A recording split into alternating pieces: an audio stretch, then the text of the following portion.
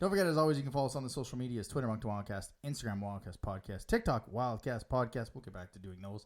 And, of course, if you're not already watching, like and subscribe on the YouTube. Click the little bell so you don't miss any of this. We should probably get to our guest, He's a pretty big deal. Oh, that one. Yeah, of course. Yeah, the one we've been saving. So let's get to the view from the other bench. View from the other bench. All right, so Saturday, as part of the maritime trip for the commissioner, we were invited to the media scrum, and our questions were taken before we got to them as part of the scrum. But Raphael Doucette, the new communications guy for the Q, as well as Michelle of the Wildcats, were gracious enough to give us some time with Mr. Cecchini. So here is that interview with the commissioner.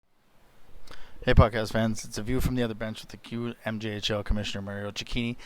You came from the Quebec market in the Montreal Alouettes, more specifically. I guess the CFL's had issues trying to grow their game as it gets more into TV and social media and stuff like that, as you're competing with grocery money and fans getting younger. What are you going to try to do with the younger generation to keep them up in terms of, like us, podcasts and league-wide and stuff like that? Well, I think we're doing it now, first of all. I think that type of communication with the new ways, and they're less and less new. But I'm saying like trying to reach that younger audience, if you will, in many different facets. So that's a challenge already. And mind you, you will also hear us use traditional media, because sometimes I have a media background. So for me, it's hard to answer that question without being a bit technical.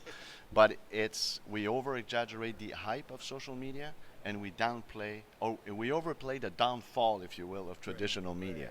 Ask anybody who does a TV interview or radio interview, he's getting some text messages afterwards. So it still works, is my point. But we have to just be aggressive in a good way on every platform that's out there that's available and reach the kids where they are. It's challenging, but we have to start, and we will start that soon. You will hear some form of advertising out of the league, which the league has never done. So that's a first this year. It's coming up in January or Feb or something like that. So I won't throw the punches away. But then also, I think we have to work on with the teams. When I say we, that's a team responsibility. But the league has to play a role in supporting them, bringing ideas together, sharing good practices of the famous fan experience, the in-bowl experience, making sure that kids want to come back, basically. That's the driver.